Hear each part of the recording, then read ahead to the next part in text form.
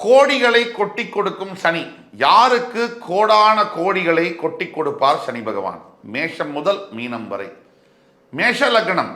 மேஷ லக்னம் என்பது செவ்வாய் சம்பந்தப்பட்ட லக்னம்.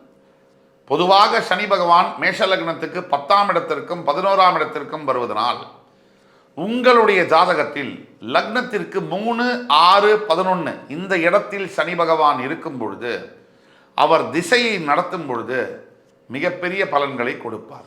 இப்போ மேஷராசி மேஷ லக்னம் எடுத்தீங்கன்னா 3 நட்சத்திரங்கள் வரும்.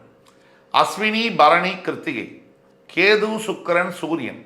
பொதுவாக மேஷ லக்னத்தில் இருக்கக்கூடிய அன்பர்களுக்கு சனி திசையானது வருவது என்பது கடினம்.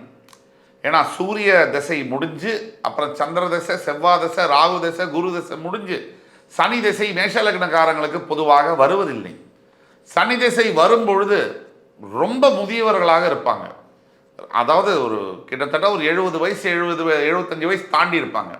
அதனால் மேஷ லக்னத்துக்காரங்களுக்கு சனி திசையானது பெரும்பாலும் வருவதில்லை என்பதுதான் உண்மை.